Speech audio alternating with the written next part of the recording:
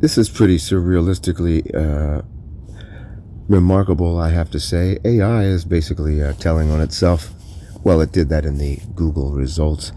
And these are people telling. I should have started with that. The actual AI explanation. It just gave me all the names of the various actuators. Walking training. These are probably, most probably, definitely good people using this stuff for what it was meant to use for, making it invaluable and ensconcing it into the various mores, whatever that word is I'm looking for, of society. How dare you impugn the AI? It helped my grandmother hear again. How dare you? You know, stuff like that. That's where we're at. I mean, it helped a couple hundred people see, hear, and walk, and other things. Okay. Maybe it helped thousands, I don't know. Wearable haptic biofeedback training and assessment. These are people trying to do good things with good intentions.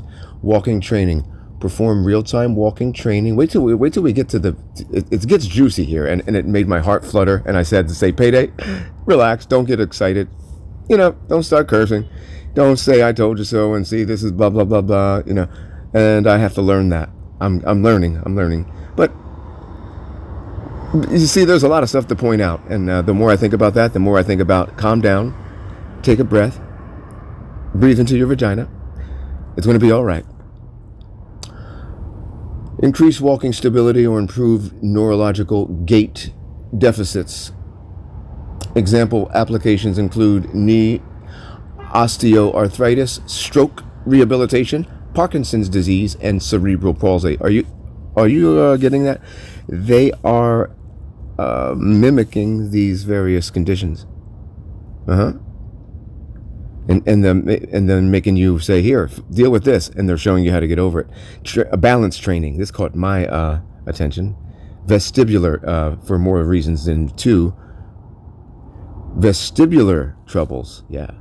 Perform real-time balance training to improve standing balance. I had the best balance always. I tie my shoe, standing up, whatever. They make me wobble now, and when it's off, sometimes it's off. Payday, look, you can balance yourself now. Yeah, because it's off me now, but you'll put it back on me again.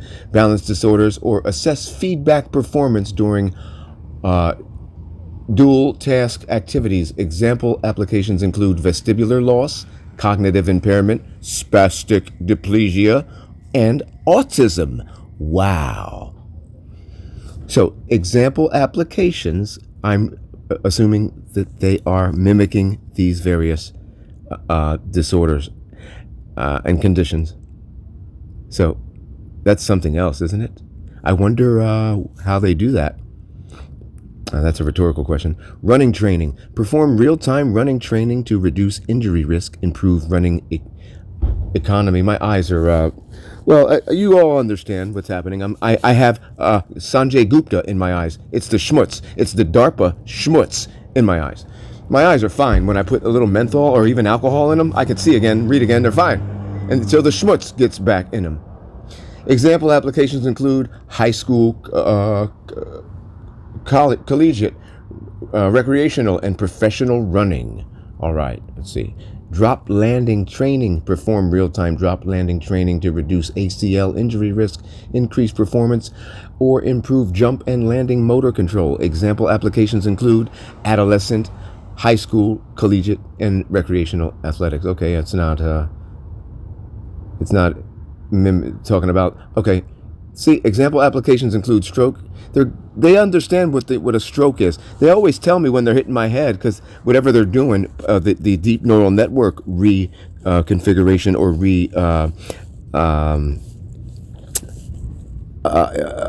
what's the word I'm looking for? Installment. You're having a mini stroke, Payday. A mini stroke. They would say, here's a heart attack, and your right side, and do it on my right side. And they do it a couple different ways. With interstitial gas is one way, and another way is just like there's just one of these. Let's go back to the. Hold on. Be right back. This segment was sponsored by Sage Motion. Who uses Sage Motion? Everybody. Who doesn't use Sage Motion is the question. Temple University, the home of Bill Cosby, uses Sage Motion. And George Mason University, the home of George Mason. Now here's the AI telling on itself. Haptic feedback is widely used to induce, guide, and correct human movement. By leveraging the sense of touch to relay information, this technology translates physical sensations like vibration, force, or pressure into actionable cues for the user's motor system, often to promote motor learning in rehabilitation or enhance virtual experiences. Mechanisms of induced movement. Haptic feedback works by stimulating the thousands of mechanoreceptors in the skin, muscles, tendons, and joints. What? What are you talking about? Mechanoreceptors in my skin, muscles, tendons, and joints? What are you talking about there, buddy? Yeah. Which provide the brain with information about body position and motion proprioception. Now, are these mechanoreceptors already in my skin? Was I born with them? Are they already there? You put them there, thousands of them. My God. What is going on here? And let me say that again. Haptic feedback works by stimulating the thousands of mechanoreceptors in the skin, muscles, tendons, and joints, which provide the brain with information about body position and motion, proprioception. Vibrotactile stimulation. Localize. Let's do it like the Jeffco, the Jeffco. This is the Jeffco Inmate Information System. Let's do it like that. Vibrotactile stimulation. Localized vibrations, often via small motors in wearable devices, can alert a user to an improper movement pattern or a target location. Users intuitively adjust their motion in response to the vibration presence, intensity, and location. Force feedback. Robotic or mechanical devices can apply. Let's do that again. Can you pull that out? Fuck it. Force feedback. Robotic or mechanical devices can apply actual forces or resistance to a body part, the hand, arm, or leg, physically guiding the limb through an optimal movement path. This kinesthetic feedback is crucial for signal stimulations and physical training, as it mimics real-world resistance and texture. Now, come here. Did I tell you not to do that? Turn my mic up, nigga. That guy. Inducing self-motion sensations, haptic motion. Specific haptic stimulations, particularly force feedback in virtual reality driving stimulators or on the user's head, can create a compelling illusion of self-motion without requiring a large motion platform. We are going to discipline you. You understand, one way or the other. Now, I can't be there, but I'm there in spirit. Zap 'em. Physical rehabilitation and motor learning. Wearable haptic devices can provide real-time personalized feedback to patients performing physical therapy exercises at home. All right, now, Jefferson, it turned into a dude and he's getting pissed off. Welcome to the Jefferson County Inmate Information System. All right. I'll never forget that lady, man. I'm never going to go back there again. Ever again. Do you hear me, Mr. Sweeney? That's how they are out there. Autocrats. And that's who's running this fucking thing. Autocrats. And as long as they're running this fucking thing, as long as you're saying nothing, they're going to keep running it. And the bureaucrats, really, the ones who've been gaslighting the general public. Computer says no for like 5 decades now. They are spying on you as well. All these bureaucrats on various levels. Surgical skills training.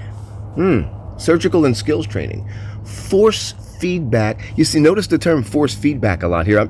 I've never been on this side much, on this side of the haptic, like in the haptic feedback milieu. I'm going to spend a lot of time on this in future. Can you believe it? Let's do it one more time. Vibrotactile stimulation, localized vibrations, often via small motors in wearable devices, can alert a user. But what about these thousands of mechanoreceptors in the skin? And it doesn't even say, hypothetically, that can be put in the skin. It just says, well, haptic feedback works by stimulating the thousands of mechanoreceptors in the skin, as if they're just there already. You know what I mean? All right. I think, they're trying to acclimate you to being all right with this. I don't know how anyone could be all right with this. This can squeeze the shit and piss out of you. That's what it's doing. Every day that I can't hear you, Payday. I can't hear you. It's making me have to go to the bathroom with just a little bit of pee. That's why when I pee, I get it all out, and they get upset with that. But it doesn't matter, because the way the body works. I've learned about how the body works. They're using the body's natural function to their advantage. Like with the nose thing, they're flying shit up my nose and packing it way back in there, and they have to start, I believe, way back. They're very, very, very stealthy, and I still notice it. I'm walking down the street and fibers form on my face. They're not flying them in there per se. I think it's just programmed they form on your face, and then they just crawl in there. If it ever feels like something's crawling on your skin and like in your ears even or anywhere, trust me, it's not nature. It's them mimicking nature in an aggressive manner. You have an aggressive cancer, Mr. Johnson. It's very aggressive. Push the button. Push the button harder. Yeah. This is what's happening, whether you like it, believe it or not. I promise you. Lights on, rats out. I will rape you later, Cape Crusader.